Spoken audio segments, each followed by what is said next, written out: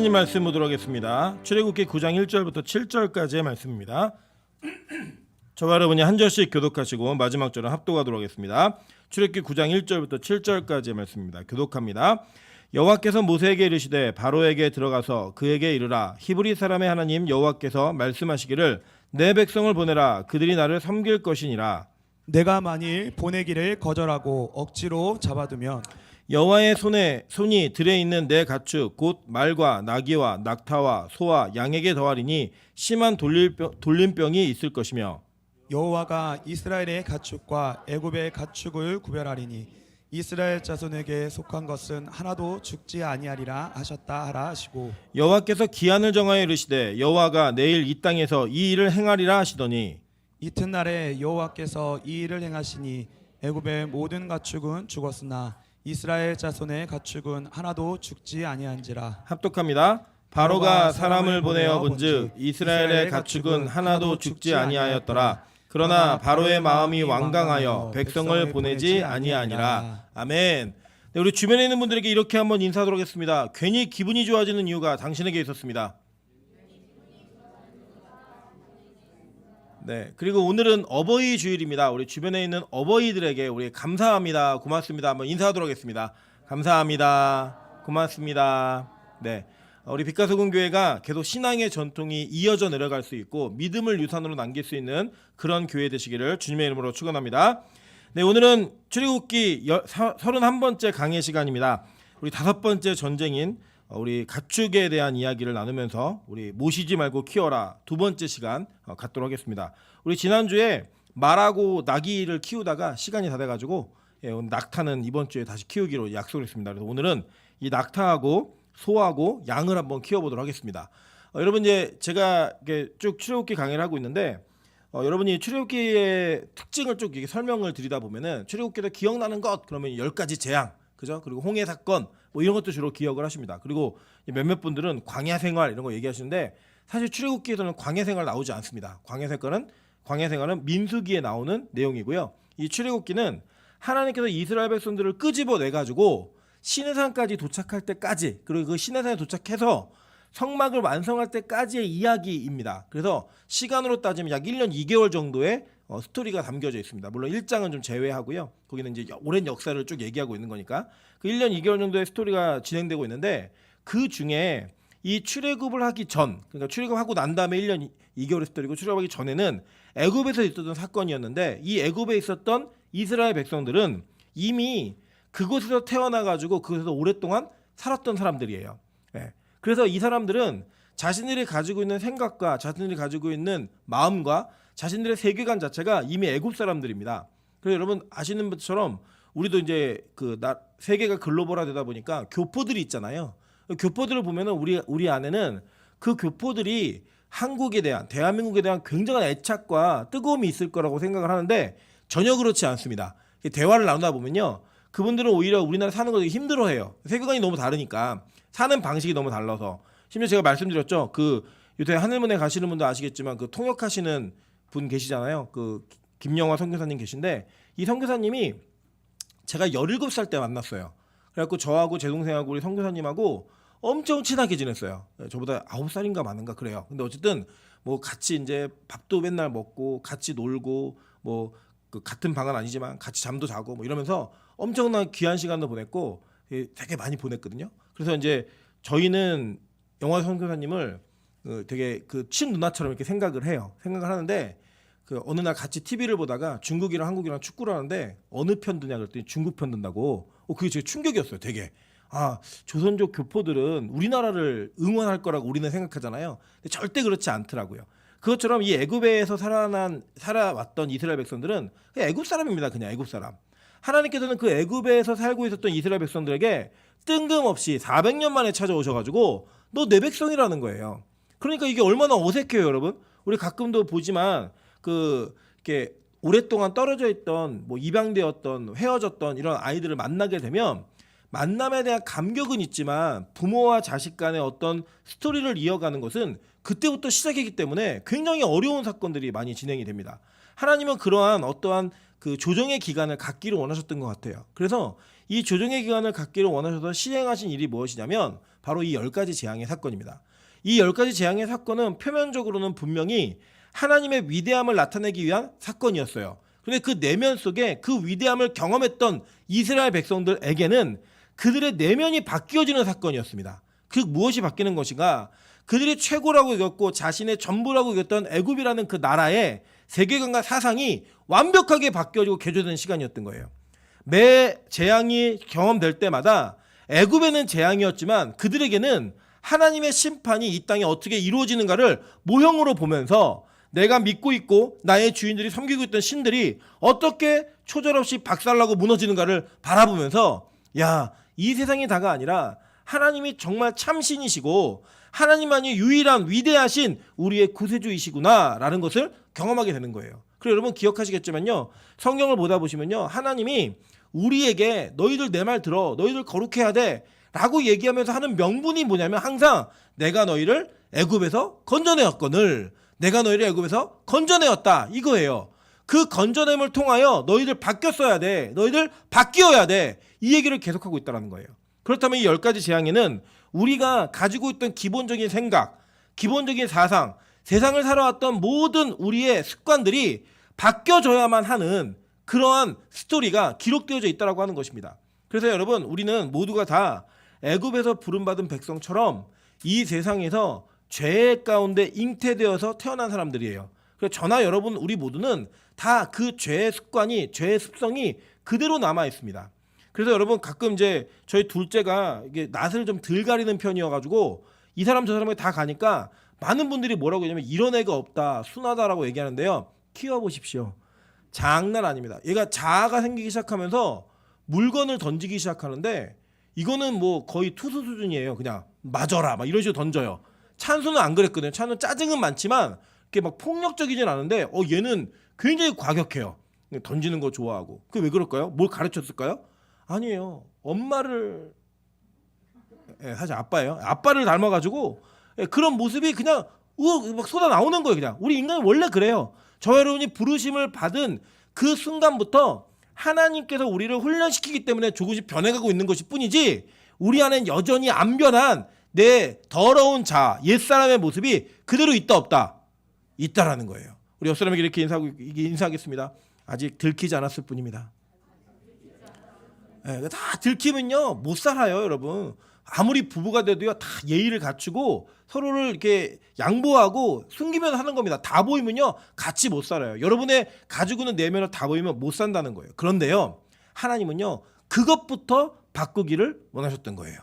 그래서 오늘 우리가 살펴보고자 하는 이 5번째 재앙에는 그들이 가축을 섬기는 것. 그러니까 왜냐면요, 이 이스라엘 백성들이 뭐라고 얘기하냐면 바로가 타협을 할 때 야, 너희들 이 땅에서 예배드려라고 얘기를 했어요. 그죠? 기억나시죠? 그 얘기를 하니까 뭐라고 얘기하면 아니에요. 그들이 이 애굽 사람들 우리를 가증스럽게 여깁니다라고 얘기를 하면서 이 제사를 동의하지 않는다고 얘기합니다. 이유가 뭐냐면 그 당시에 애굽은 동물을 신성시했어요. 굉장히.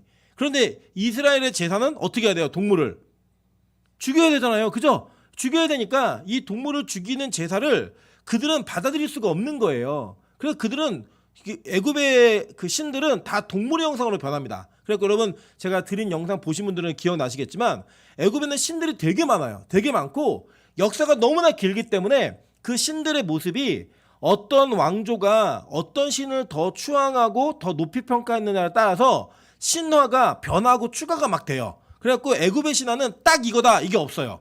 우리는 있잖아요. 그죠? 예를 들어 우리의 신화는 뭐 단군 뭐 있잖아요. 이게 환웅이 이거 막 있잖아요. 이런 내용들이. 근데 이 애굽은 자꾸 섞여요. 섞이는데 그 섞여서 등장하는 모든 신들이 얼굴이 뭐로 변해요? 동물로 변해요. 다 동물로 표현되고 있어요. 동물로. 개구리로도 표현되고요, 소로도 표현되고 뭐 자칼로도 표현되고 여러 가지 짐승들로 표현되고 있기 때문에 그들에게 짐승은 굉장히 신성시되는 존재였습니다. 그래서 그들은 짐승을 통한 제사 드리는 것들을 동의하지 않았던, 그리고 그것을 섬기는 신으로 추앙했던 그런 내용들이 있었다는 거예요. 제가 지난 시간에도 말씀드렸지만 이 모든 나라에는 어떤 동물과 짐승이 가지고 있는 이미지가 있어요. 그 이미지를 통하여서 성경은 우리에게 무언가를 전달하고 말하고 있다고 하는 것입니다. 그리고 특별히 오늘은 저와 여러분이 성경에 나와 있는 대로 낙타와 소와 이 양에게 나타난 그 이미지를 통하여서 하나님께서는 우리에게 무엇을 원하시는 것이고 그 이스라엘 백성들에게 그 시대에 어떤 요구를 하셨는지를 한번 살펴볼 거예요. 왜냐하면 여러분 잘 보시면 그 4절 한번 보세요. 여호와가 이스라엘의 가축과 애굽의 가축을 어떻게 했어요? 구별했다라고 나와요. 그죠? 동일한 가축인데 구별한 거예요. 종류는 똑같아요. 근데 소유주가 누구이고 그들이 그 가축을 어떻게 대하느냐에 따라서 하나님이 그 가축에 대한 것들을 다르게 구별하여서 그 처우를 결정하셨다라는 거예요. 그것처럼 우리가 이 세상에서 여러분 예수 믿는 사람이라고 특별한 거 먹으며 사는 게 아니에요. 똑같은 거 먹으며 살고요. 예수 믿는 사람이 버는 돈이라고 특별한 돈이 아니에요. 뭐 빛나는 돈 이렇게 오는 게 아니에요.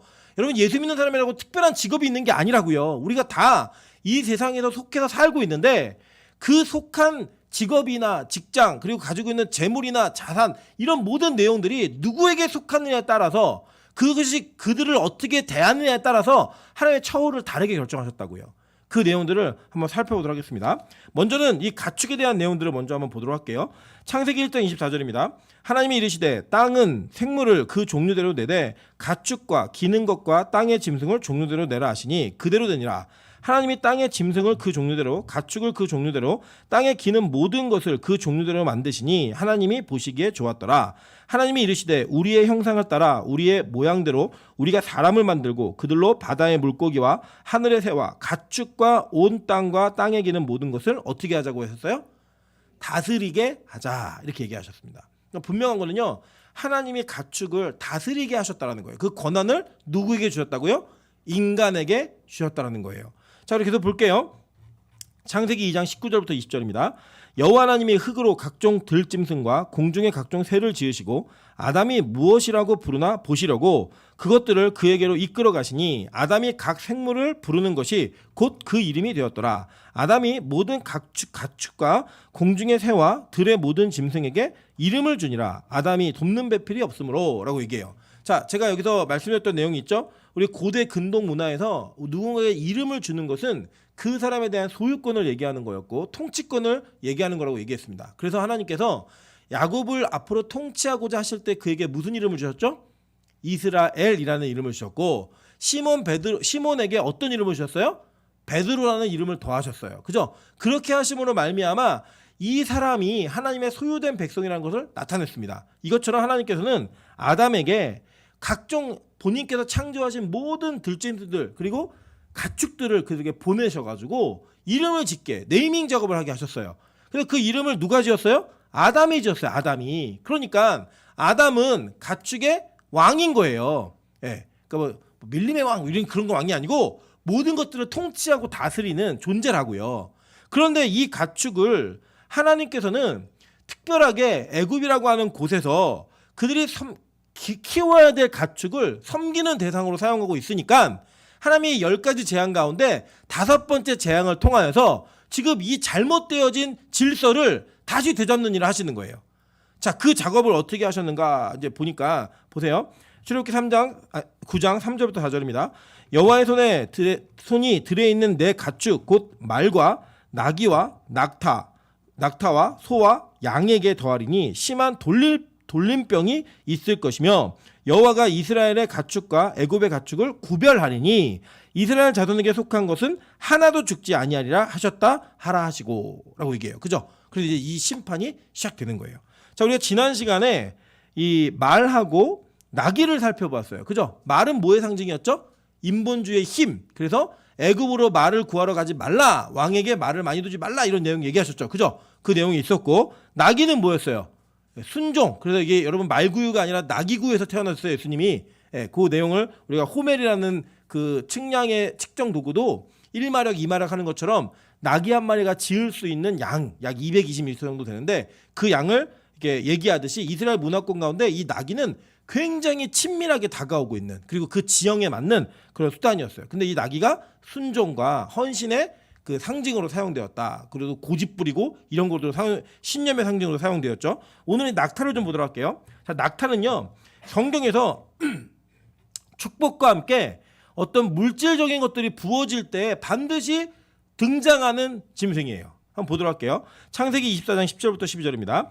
이에 종이 그 주인의 낙타 중 10匹를 끌고 떠났는데 곧 그의 주인의 모든 좋은 것을 가지고 떠나 메소포타미아로 가서 나홀의 성에 이르러 그 낙타를 성 밖 우물 곁에 꿀렸으니 저녁때라 여인들이 물을 기르러 나올 때였더라. 그가 이르되 우리 주인 아브라함의 하나님 여호와여 원하건대 오늘 나에게 순조롭게 만나게 하사 내 주인 아브라함에게 은혜를 베푸시옵소서라고 이야기합니다. 자, 이 내용은 어떤 장면이냐면 아브라함이 자기 아들 이삭이 나이는 드는데 며느리가 구해지질 않는 거예요.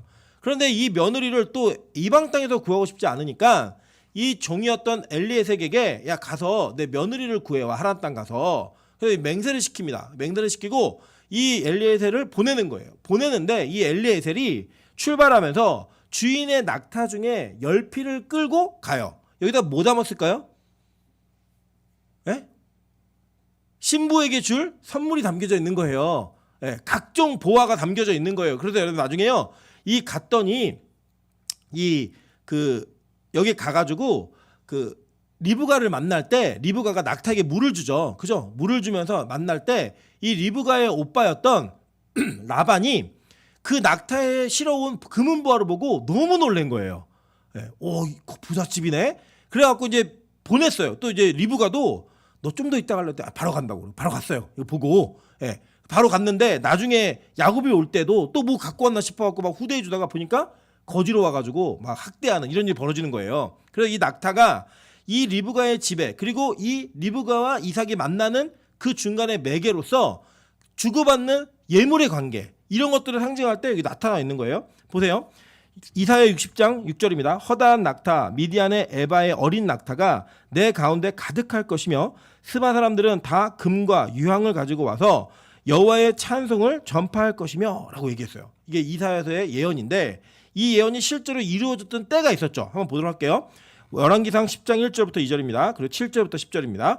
스바의 여왕이 여호와의 이름으로 말미암은 솔로몬의 명성을 듣고 와서 어려운 문제로 그를 시험하고자 하여 예루살렘에 이르니 수행하는 자가 심이 많고 향품과 심이 많은 금과 보석을 낙타에 실었더라. 그가 솔로몬에게 나와 자기 마음에 있는 것을 다 말하매 라고 얘기해요. 이 스바라고 하는 지역은 지금으로 얘기하면 예멘 지역이에요. 예멘이라는 나라 아시죠? 그 예멘이라는 지역에서 이 스바 여왕이 솔로몬에 대한 소문을 들었어요. 그 소문을 듣고 그걸 확인하려고 솔로몬을 찾으려고 방문했는데 낙타를 어마어마하게 많이 실어갖고 옵니다. 자, 그래갖고 그 솔로몬과 질문과 대답을 하면서 많은 것들을 이야기 나눈 이후에 스바 여왕이 뭐라고 얘기했나 한번 보도록 할게요. 7절부터 10절입니다. 내가 그 말들을 믿지 아니하였더니 이제 와서 친히 본즉 내게 말한 것은 절반도 못되니 당신의 지혜와 복이 내가 들은 소문보다 더하도다. 복되도다 당신의 사람들이여 복되도다 당신의 이 신하들이여 항상 당신 앞에 서서 당신의 지혜를 들음이로다. 당신의 하나님 여호와를 송축할지로다. 여호와께서 당신을 기뻐하사 이스라엘 왕위에 올리셨고 여호와께서 영원히 이스라엘을 사랑하심으로 당신을 세워 왕으로 삼아 정의와 공의를 행하게 하셨도다 하고 이에 그가 금 120달란트와 심이 많은 향품과 보석을 왕에게 드렸으니 스바의 여왕이 솔로몬 왕에게 드린 것처럼 많은 향품이 다시 오지 아니하였더라 라고 얘기해요. 어마어마한 교육이 이루어지고 어마어마한 선물이 주어졌는데 그 선물을 운반하고 나르는 짐승이 누구였어요? 낙타였다고요. 낙타. 자, 그래서 이 낙타는 그 당시에 많은 것들을 실어 나르는 그러니까 사막의 배라고 불렸습니다. 별명이 낙타의 별명이 뭐냐면 사막의 배예요. 그래서 이 사막을 횡단하면서 물을 마시면 오랫동안 물을 마시지 않아도 이 사람이나 짐들을 운반할 수 있었고 이 낙타가 또 생각보다 엄청 빠르대요. 그래갖고 이게 뛰는데 그 속력을 지속적으로 유지할 수 있는 그 힘도 있었어요. 근데 제가 이제 성지순례 가서 보니까 이 낙타가 또 영리하기도 하대요. 어떻게 영리하냐면 저한테 묻더라고. 이제 낙타를 타고 갈 수 있는 몇 군데가 이렇게 있는데 저는 낙타를 타지 말래요. 이유가 뭐냐면 90kg가 넘는 사람이 타면 낙타가 안 일어난대요. 힘들다고 네 걸어가 나 못 간다 안 일어난대요. 그래서 저는 탈 수가 없다고 이렇게 얘기한 걸 들으면서 다이어트를 하고 가야겠구나. 그래서 아마 우리 교회 성지순례가 작정이 되면 그 근처에 계신 분들은 살을 꼭 빼셔야 됩니다. 그래 낙타를 탈 수 있는 기회가 있어요. 이 낙타를 타고 가면서 짐들을 많이 싣고 다니면서 교역도 했고요. 무역이나 어떤 상업에 반드시 필요한 짐승이 뭐였냐? 바로 낙타였어요. 그리고 이 낙타는 많은 복과 축복을 상징하는 동물이었다라는 거예요. 그래서 애굽에서도요 낙타가 되게 많았습니다. 왜냐하면 이 낙타를 나중에 이제 보시면 알겠지만 아브라함이 애굽에 내려갔다가 올라올 때 선물로 받을 때 낙타가 있어요. 목록에. 한번 11번 보세요. 11번 먼저. 창세기 12장 16절입니다. 이에 바로가 그로 말미암아 아브라함을 후대함으로 아브라함이 양과 소와 노비와 암소 나귀와 뭘 받아요? 낙타를 얻었더라 라고 얘기하는 거예요. 많이 줬던 많이. 그런데 이 낙타는 또 동시에 무엇의 상징이냐 이게 보니까요. 인내의 상징이기도 했어요. 그래서 마태복음 3장 4절 보도록 하겠습니다. 이 요한은 낙타 털옷을 입고 허리에 가죽띠를 띠고 음식은 메뚜기와 석청이었더라 라고 얘기해요. 자, 이게 누구냐? 세례 요한의 모습이에요. 근데 이 세례 요한이 무슨 옷을 입었다고요? 낙타 털옷을 입고 어디서 버틴 거예요? 광야에서 계속 복음을 증거한 거예요. 그래서 이 오랫동안 물을 마시지 않고 사막을 횡단하는 그 이미지로 이 선지자들에게 털옷을 입으라고 얘기하는데 그 털옷의 대부분이 다 낙타 털옷인 거예요. 하나님의 말씀을 듣고 인내함으로 그 하나님의 말씀도 기다려야 하지만 기다리는 그 말씀을 선포하면서 자신의 어려움과 고통을 참아내는 일들도 이 낙타 털옷을 입은 자들이 하는 일이었다라는 겁니다. 그런데요, 이 낙타가 그런 하나님의 축복과 인내 이런 것들의 이미지를 넘어서게 되면 이것은 사치와 그들이 가지고 있는 부정 그리고 재물을 탐하는 이런 이미지로 사용이 됐던 거예요. 한번 보도록 할게요. 사사기 8장 21절입니다. 세바와 살문나가 이르되 내가 일어나 우리를 치라 사람이 어떠하면 그의 힘도 그러하니라 하니 기드온이 일어나 세바와 살문나를 죽이고 그들의 낙타목에 있는 초승달 장식들을 떼어서 가지니라 라고 얘기해요. 그러니까 그 당시에 이 이방인들은 낙타를 타고 다니면서 낙타를 치장하고 꾸며내고 거기에 실은 짐들을 자기 거로 자랑을 했다고요. 그런데 이 기드온이 그들을 이겨낸 이후에 그의 자신의 힘을 확인하고 자랑하기 위해서 그 죽인 낙타에서 뭘 취해요? 초승달 장식들. 이게 뭐예요? 신이라고 하는 달의 신이에요. 네. 달의 신을 섬기는 그 신들을 그대로 받아들인 거예요. 왜냐? 그들이 추구하는 부와 명예 이런 것들을 자신이 자신의 것으로 소유하고 싶었기 때문에 자신의 힘으로. 그래서 우리는 하나님이 주신 복과 우리가 그 하나님의 복을 넘어선 열심을 통해 이루고자 하는 이 땅의 재물에 대한 탐욕을 반드시 구분해야 합니다. 여러분 우리 인간에게는요. 모두가 다 편하게 살고 싶은 마음이 있어요. 누구나 다. 그래서 우리 속담에도 앉으면 눕고 싶고 누우면 서면 앉고 싶고 앉으면 눕고 싶고 누우면 자고 싶다. 이런 얘기가 있잖아요. 그런 것처럼 우리 인생에 저와 여러분에게 어떤 재물이라고 하는 것들이 주어지게 되면요. 우리 인생은 사실 편해요. 예. 그러니까 예를 들면 뭐 배달도 가서 사올 거를 돈 있으면 그냥 시켜 먹으면 돼요. 갖다 달라고. 어저께도 제가 기사를 하나 보니까 중국에 알바가 등장하는데 무슨 알바냐면 가재집에서 가재를 까주는 알바예요. 예. 까는 게 힘들잖아요. 드셔보셨죠? 예. 힘드니까 이걸 까주는 알바가 있어요.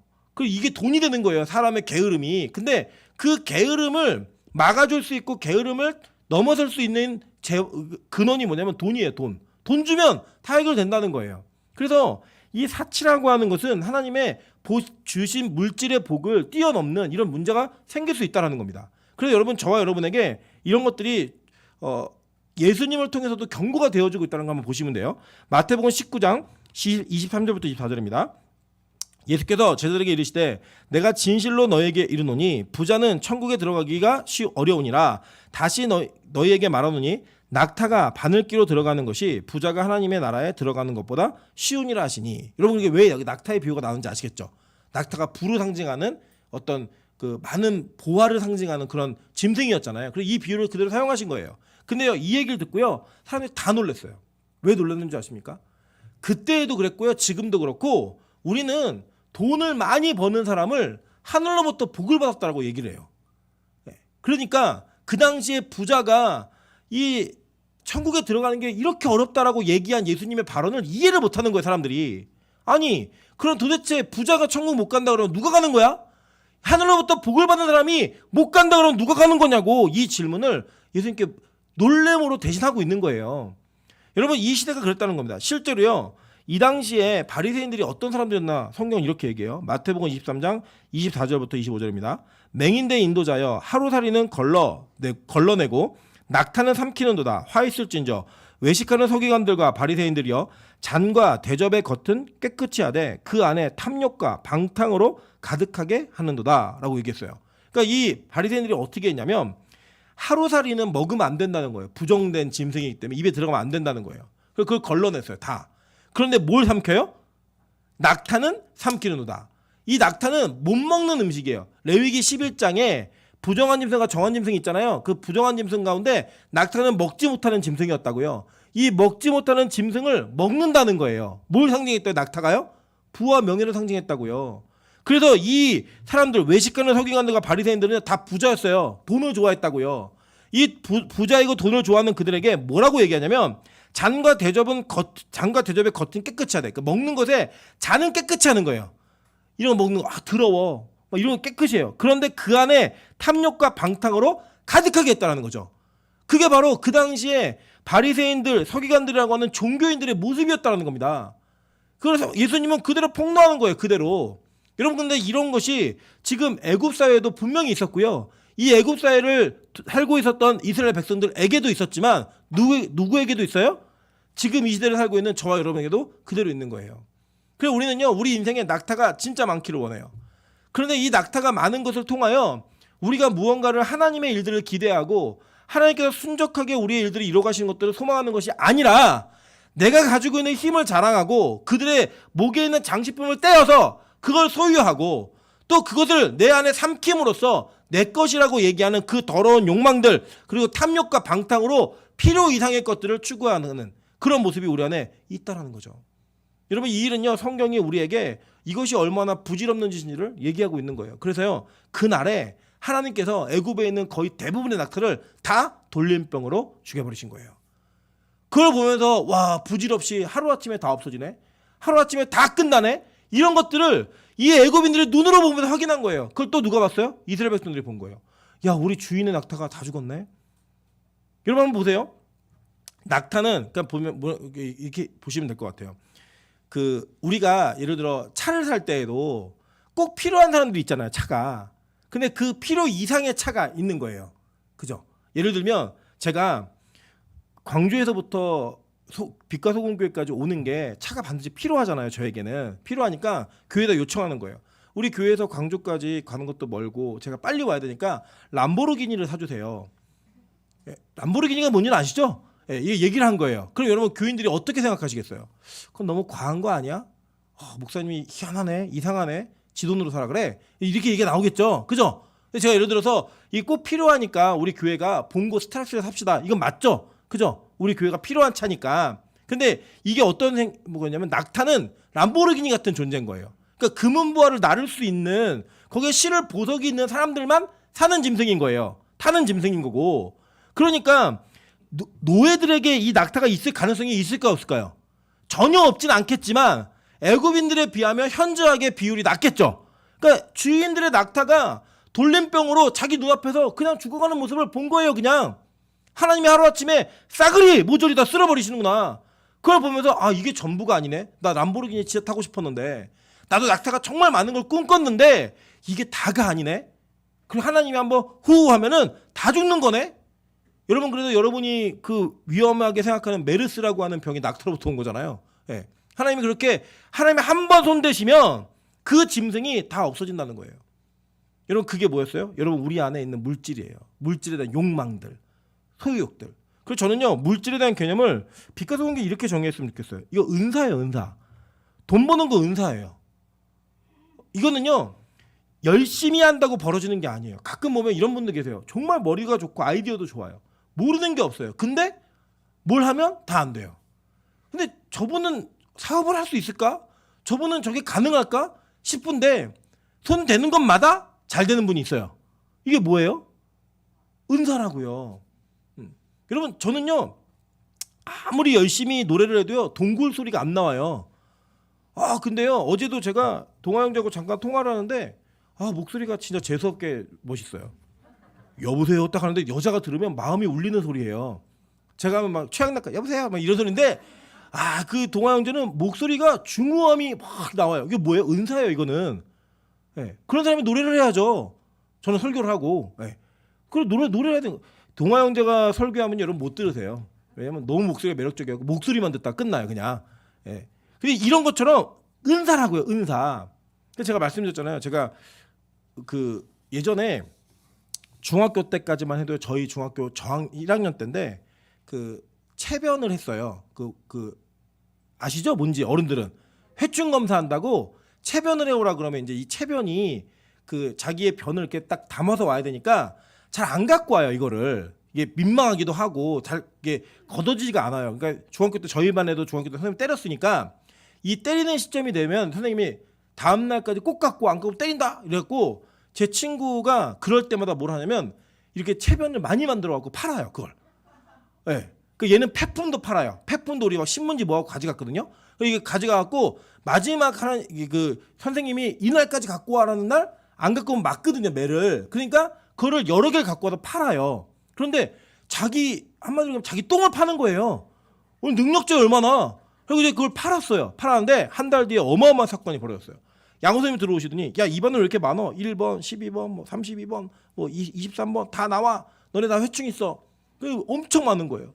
보니까 다 걔한테 구매한 애들이 다 회충으로 판명이 된 거예요. 그래서 이제 약을 나눠준 거예요. 이제 양호실에서 이제 약 준다고 그 나라에서 줬거든요. 학생들한테는. 그러니까 애들이 니나 먹으라고 팍 던졌어요. 그랬더니 걔가 그때 그 약을 주워 모으면서 하는 게 뭐냐면 이거 약국 갖다 판다는 거예요.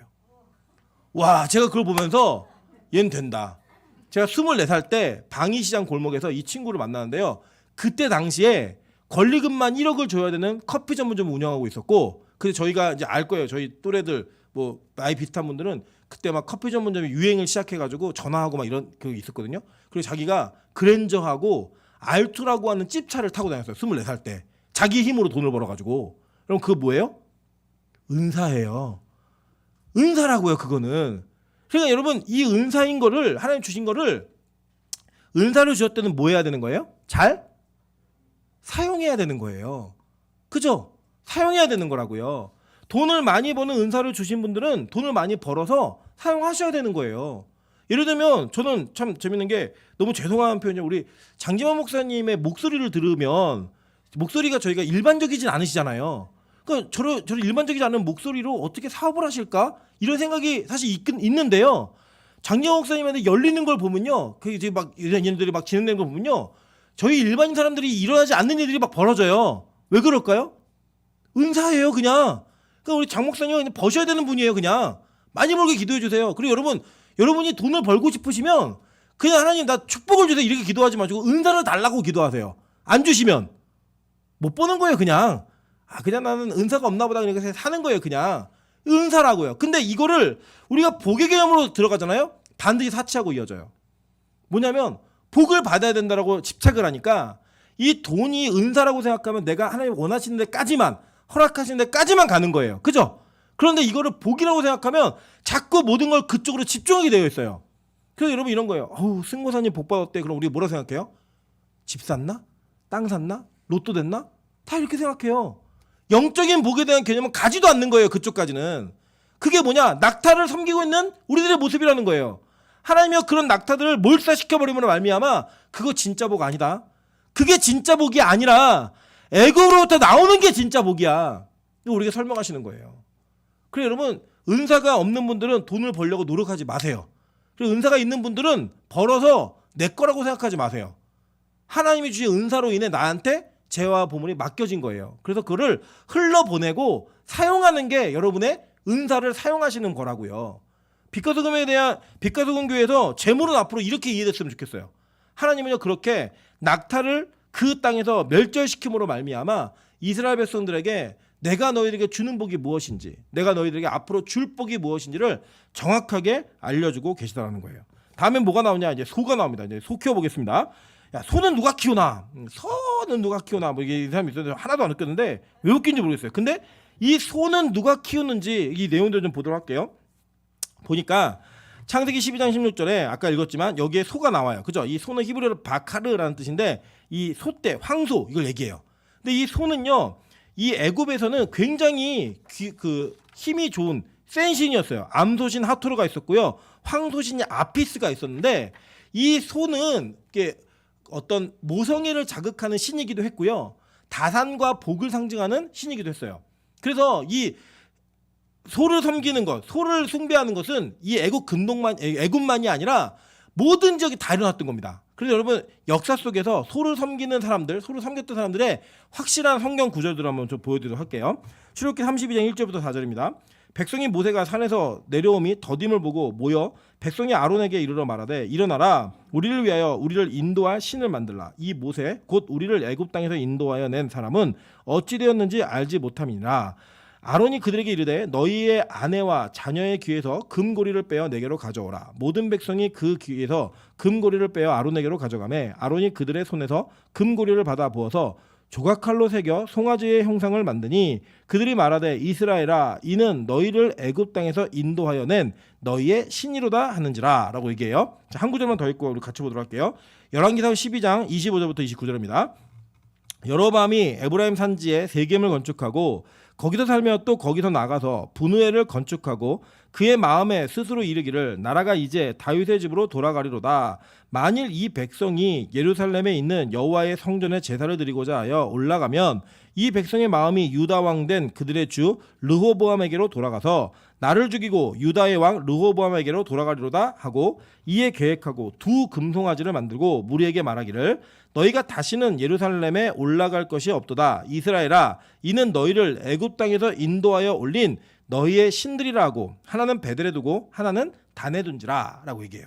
자, 이스라엘 역사 가운데 실제로 송아지의 형상을 만들어 갖고 숭배했던 것은 이 두 가지 딱 케이스예요. 그리고 나머지는 이 두 가지 사건을 계속 반복적으로 얘기하고 있는 내용들이에요. 자, 그런데 이 두 가지 사건 속에서 우리가 볼 수 있는 게 있다는 거예요. 여러분 좀 이상하지 않아요? 잘 한번 생각해 보세요.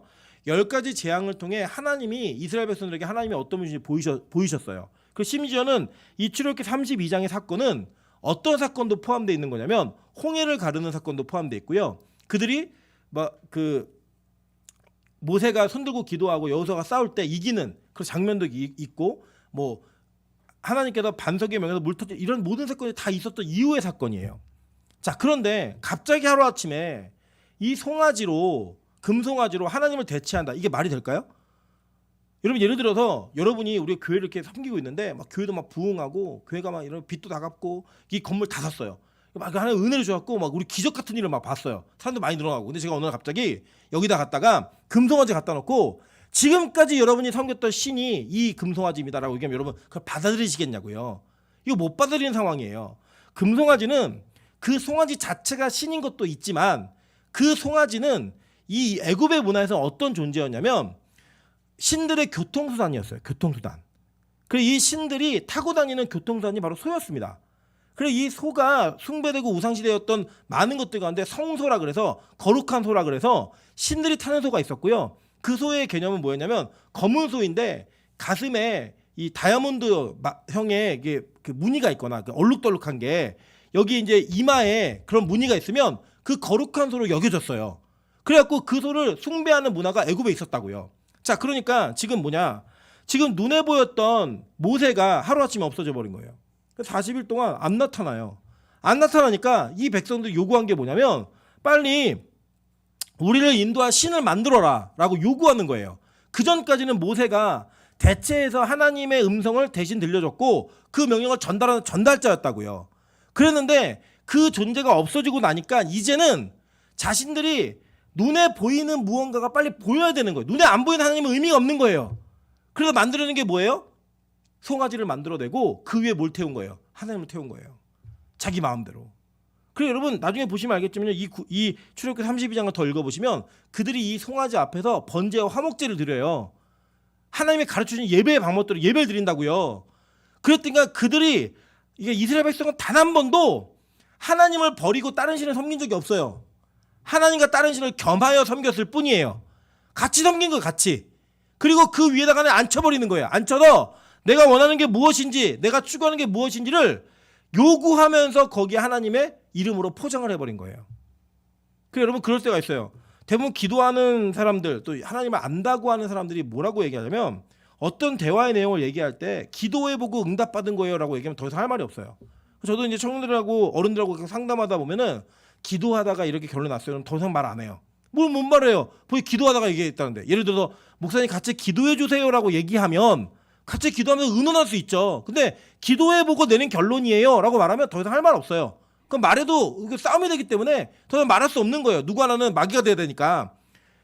다르면 마귀잖아요. 한쪽은 하나님 뜻이 아니니까. 그럼 말하지 않아요. 저는요. 더 이상 절대 말하지 않아요. 근데요 우리가 그 일을 하고 있다는 거예요. 어떤 일을 하냐.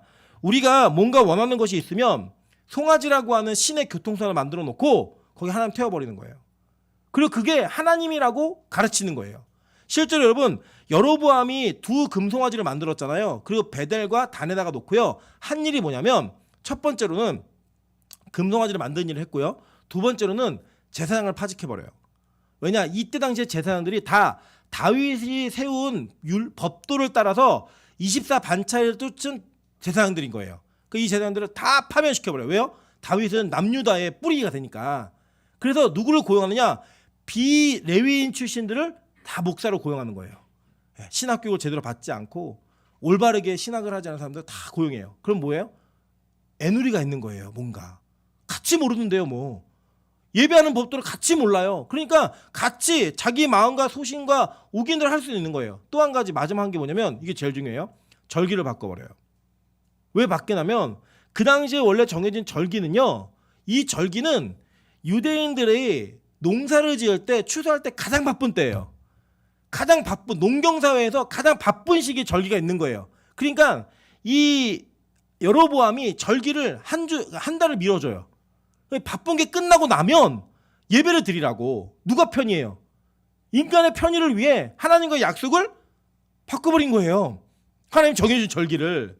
그러니까 이 여로보암은 지금 뭘 추구한 거냐면 내가 사람들의 마음을 얻고 내 나라 내 것을 지키기 위해 나의 힘을 사용해서 하나님의 뜻이 아닌 일들을 다 바꿔가지고 변개시켜가지고 하나님의 뜻인 것처럼 포장을 해버린 거예요. 그게 바로 금송아지가 추구하고 금송아지가 만들어낸 이미지고 형상인 거예요. 그래서요, 이 송아지들은 항상 숭배되는 것들이었고 인간이 만들어낸 자신들의 조각해낸 그 모습과 열정을 따라 하나님의 뜻을 변개시킬 수 있을 너무나 많은 통로가 될 수 있던 그런 도구였어요. 그래서 호세아서 이렇게 얘기합니다. 호세아서 8장 5절입니다. 6절 사마리아여 내 송아지는 버려졌느니라 내 진노가 무리를 향하여 타오르나니 그들이 어느 때에야 무지하겠느냐 이것은 이스라엘에서 나고 장인이 만든 것이라 참신이 아니니 사마리아의 송아지가 산산조각이 나리라 라고 얘기해요. 하나님 박살내겠다는 거예요. 네 뜻, 네 의지대로 네 편의대로 맞는 것들 내가 다 박살내줄게. 이게 하나님 원하시는 거예요. 하나님 뜻하시는 거예요. 이걸요 애굽인들은 추구했다는 거예요. 여러분 애굽은요 인본의 상징이에요. 왜 상징이냐면 애굽 사람들은 농사를 지을 때 관계수로 나일강의 범람 그 물을 끌어다가 쓸 수 있는 그 힘으로 농사를 지어냈어요. 그래서 이때 당시 아브라함 때부터 고족을 발견해 보면 유족들을 발견해 보면 관계수로가 발달되어 있는 나라예요. 그런데 하나님의 나라였던 하나님이 허락한 나라였던 가나안 땅은요 물이 저장이 안 되는 곳이에요.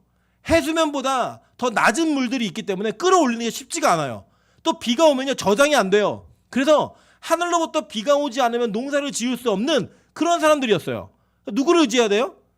하나님만 바라봐야 되는 거예요. 하나님만. 그때 이곳에서 농사를 지을 때 유용하게 사용되어졌던 짐승이 바로 소였어요. 그러니까 소는 굉장히 이들의 경제관과 이 세계관, 종교관에 지대한 영향을 미치고 있었던 존재였다고요. 그거를 만들어낸 거예요. 그게 뭐예요? 인본주의적 종교. 여러분 기독교가 인본주의로 바뀌고 있습니다. 교회가 하나님이 원하시는 메시지가 선포되는 곳이 아니라 사람이 원하는 메시지가 선포되는 곳으로 가고 있어요. 여러분 그런 것들은요 그냥 유튜브에서 강연 들으세요. 일반인들이 훨씬 강의 잘해요. 교회는요 세상에서 추구하고 있고 세상이 원하는 학문적인 내용들을 들려주고 해결해주는 곳이 아니에요. 이곳은 하나님의 말씀의 관점으로 이 세상을 바라보는 거고 이곳은 하나님의 말씀의 관점으로 세계관을 형성하는 곳이에요. 그래서 이곳에서 세워진 세계관을 통해 세상의 세계관과 충돌하는 거예요. 그 충돌은 뭐냐? 다 이 세상의 방법으로 살아가는데 자기의 편의를 추구하며 살아가고 자기의 부와 명예를 추구하며 살아가는데 그곳에서부터 내가 하나님의 백성임을 증명하는 다른 원리와 다른 방법으로 살아가는 거예요. 그래서 여러분 그리스도인 청년들은요 세상하고는 다른 고민을 하셔야 돼요. 기독교인 어른들, 장년들은요 이 세상의 어른들과 다른 고민이 있으셔야 된다고요. 그래서 여러분 그걸 확인하는 방법이 있어요. 세상 사람들을 만나보세요. 만나서 대화를 나누는데 나랑 고민이 똑같다? 그러면 그 세상 사람이 진짜 영적이든지 아니면 여러분이 세속적인 거예요. 근데 여러분 만나고 대화를 하는데 왜 이런 고민하고 살지?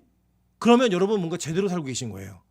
저 사람들이 하는 고민이 내 고민이 아닌 거예요. 근데 그들이 하는 고민과 내 고민이 너무 똑같다. 너무 일치한다. 이게 뭐예요? 여러분이 세상적인 관점으로 살아가고 있는 거예요. 여러분 그걸 바꿀 수 있는 빛과 소금교 되기를 주님의 이름으로 축원합니다. 여러분 그래서요 진짜 하나님께서는요 이렇게 얘기하셨어요. 아모스 4장 1절부터 2절에 이렇게 얘기합니다. 사마리아의 산에 있는 바산의 암소들아 이 말을 들으라. 너희는 힘없는 자를 학대하며 가난한 자를 압제하며 가장에게 이르기를 술을 가져다가 우리로 마시게 하라 하는도다. 주 여호와께서 자기의 거룩함을 두고 맹세하시되 때가 너희에게 이를지라. 사람이 갈고리로 너희를 끌어가며 낚시로 너희의 남은 자들도 그리하리라 라고 얘기해요. 이 그 고대의 그 사회의 윤리적 기준을 판단하는 판단법 중에 하나 뭐냐면 여성들이 가지고 있는 윤리 도덕관이 무엇인가를 보는 그런 관점들이 있어요. 책도 나온 게 있어요.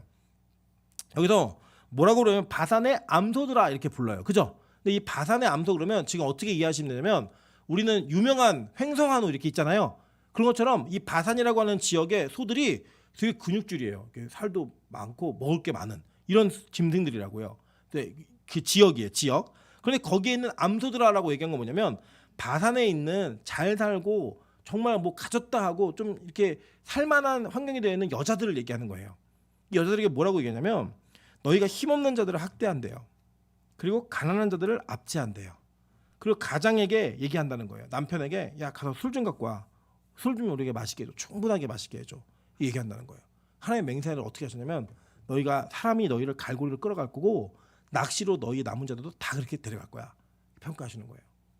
여러분 그래서요 우리가 기도해야 합니다. 특별히 우리 여성분들 여기 계시잖아요. 여러분이 하나님의 관점에서 이 세상을 어떻게 평가하시고 심판하실까를 바라보는 기준이 될 수도 있는 거예요. 그죠? 얘기하는 거예요. 윤리 도덕관 여러분이 가지고 있는 하나님의 방법으로 살아가는 방법이 무엇인지를 증명해내는 것이 이 세상의 심판을 유보시킬 수 있고 그 심판을 넘어갈 수 있는 기준이 될 수 있다라고 성경은 말하고 있다는 것입니다. 여러분 애굽의 이러한 문화들 애굽에 여러분 여기 보시면 알겠지만 그 요셉 때부터도 뭐가 있었냐면요.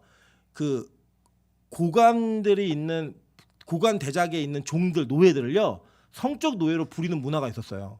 그래갖고 그 보디발의 아내가 요셉한테 어떻게 얘기해요? 같이 자자고 얘기하잖아요. 자자고 얘기한 건 뭐냐면 너 내 성적인 파트너가 돼라는 명령이에요. 하룻밤을 보내자가 아니에요. 그래서 거기 마음에 들면은 어떤 문화가 있었냐면 그 여자들끼리 노예를 바꿔요. 야 니네 노예 되게 괜찮다며 매력 있다며 잘한다며 바꿔요. 진짜 그런 문화가 있었어요. 만약에 요셉이 거기서 보디발의 아내에게 타협했으면요 요셉은 평생 성노예로 사는 거예요. 그냥 이집저집 끌려다니면서. 왜요? 잘생겼잖아요. 네. 잘생겼으니까. 그리고 막 일도 잘하고 멋있잖아요. 그런 정도로 살게 됐다고요. 그게 애굽의 문화였어요. 애굽의 모습이었다고요. 그게 이 장면들을 다 그대로 답습한 거예요. 그냥 이스라엘 백성들이 보고 산 게 그거니까. 그 여러분 되게 무섭습니다. 이게. 이 문화를 주장하고 이 세계관을 만드는 게 진짜 무서워요.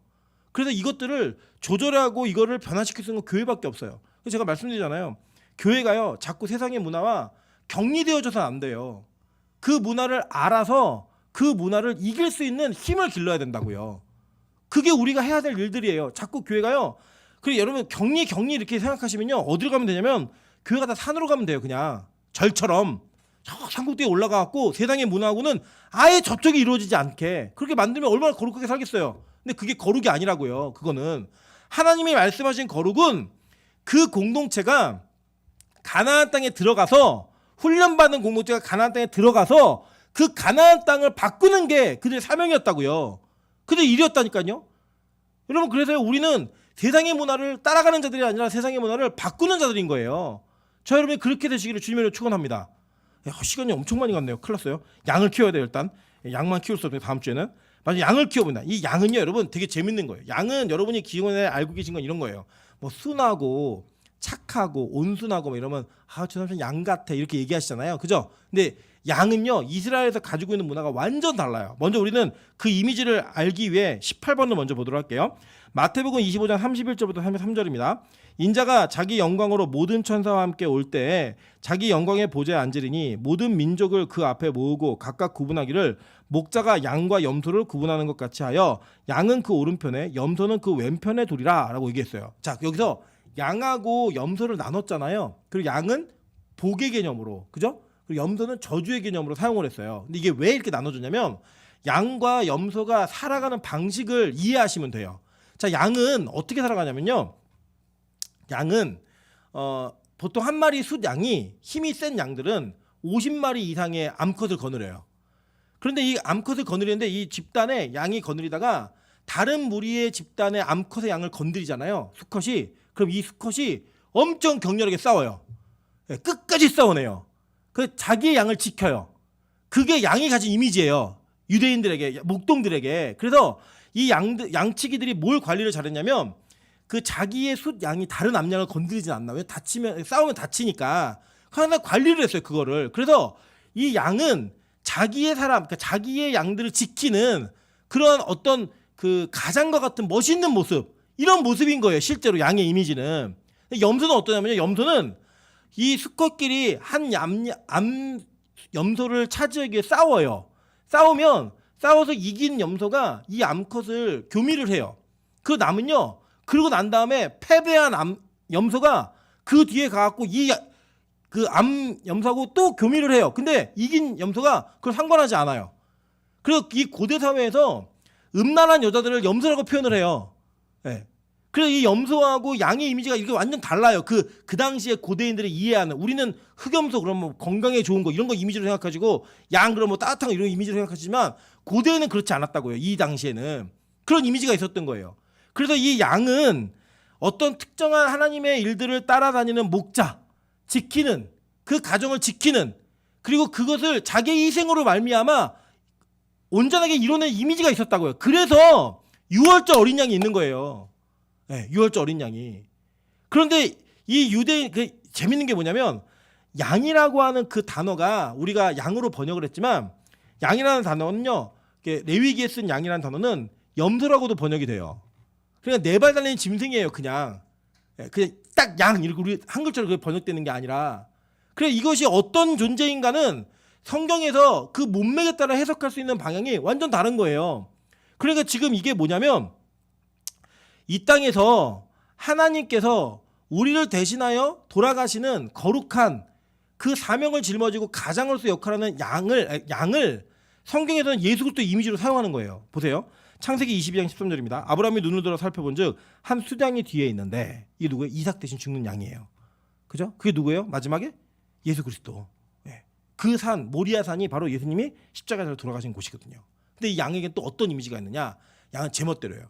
필립 켈러라는 목사님이 쓰신 양과 목자라는 책이 있어요. 근데 이 책은 뭐냐면 아주 재밌는 게 뭐냐면 이분이 그 양과 목자라는 책을 10편, 23편을 절절별로 분석하신 분인데 이분은 과학자이기도 했는데요. 실제로 목동이었어요. 어렸을 적에. 양을 키워본 경험이 있어요.